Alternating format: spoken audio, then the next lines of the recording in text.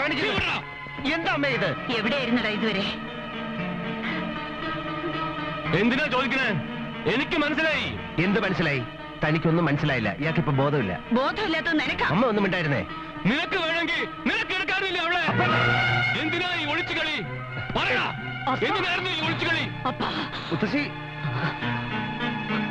കേട്ടില്ലേ ഈ പറയുന്നത്? എനിക്ക് ഈ കല്യാണം വേണ്ട മുത്തശ്ശി. എനിക്ക് ഇനി കല്യാണം വേണ്ട മുത്തശ്ശി. എടീ, അമ്മ പാവാണ് അമ്മ. അതുകൊണ്ട് അമ്മയ്ക്ക് ഇതൊക്കെ കേട്ട് നിൽക്കേണ്ടി വന്നത്. ഞാൻ അടുക്കളക്കാരിയല്ല. മുത്തശ്ശിയുടെ വയറ്റിൽ പിറന്ന ഗോദവർമ്മ രാജയുടെ മകളാ ഞാൻ.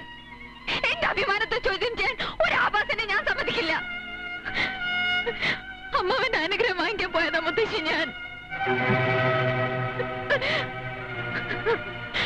അവഗണിച്ച് ഇറക്കി വിട്ടില്ല അപ്പച്ചി. ആ കാലത്തൊട്ട് അനുഗ്രഹം വാങ്ങിക്കാൻ പോയതാ, അല്ലാതെ തന്റെ അനിയനെ കൂടെ കിടക്കാൻ പോയതല്ല. വേണ്ട മുത്തശ്ശി, ഇനി എന്നെ അങ്ങനെ വിളിക്കണ്ട.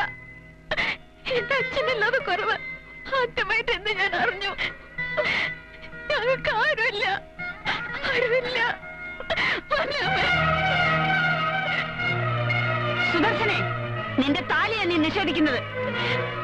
അവമാനിച്ചിട്ട് ഔദാര്യ തലി കാണിച്ചാൽ കഴുത്ത് നീട്ടി തരുന്ന ക്ലാവും പിടിച്ച് പിച്ചില കോലൊന്നല്ല ഈ സുദർശന. ഈ വീട്ടിലെ രക്തമാണ് ഞാനും. അത് നിങ്ങൾക്ക് നിഷേധിക്കാൻ പറ്റുമോ?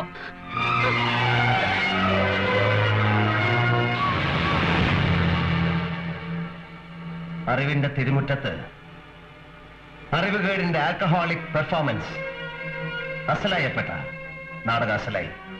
അതിഥികളും അന്തേവാസികളും അമ്മയും മുത്തശ്ശിയും ഒന്നിച്ചിരുന്ന് കണ്ടില്ലേ? അസലായി, അസലായി. ഇത്രത്തോളം ഭാവന അങ്ങേക്കുണ്ടെന്ന് ഞാൻ കരുതിയില്ല. നല്ലൊരു പ്രോംപ്റ്ററും. നിനക്ക് നല്ലതേ വരൂന്ന് അച്ഛന്റെ അനുഗ്രഹം വാങ്ങി വന്ന് നമ്മുടെ സുധുവിനെ അമ്മ അപ്പേട്ടനും കൂടെ അപമാനിച്ചിറക്കി വിട്ടത്. അമ്മ തന്നെയാണോ അനിയൻ കുട്ട എന്ന് വിളിച്ചെന്നെ വളർത്തിയത്? എങ്ങനെ നാവടക്കി കേട്ടു നിൽക്കാൻ പറ്റിയ അമ്മേ അപ്പേട്ടൻ എന്നെ കുറിച്ച് പറഞ്ഞതൊക്കെ? എനിക്ക് ആരുമില്ലേ? ഞാനും അനാഥനാണോ? അതെ മുത്തശ്ശി, എന്റെ അച്ഛനെ അപമാനിച്ചിറക്കി വിട്ട, നമ്മുടെ സുധുവിനെ അപമാനിച്ചിറക്കി വിട്ട ഈ അന്യായത്തിന്റെ വീട്ടിൽ ഞാൻ അനാഥൻ തന്നെയാണ്. അപ്പം തമ്പുരാന്റെ ഭരണം നടക്കട്ടെ. ഒരു കരിക്കട്ട പോലെ ഈ വീട്ടിൽ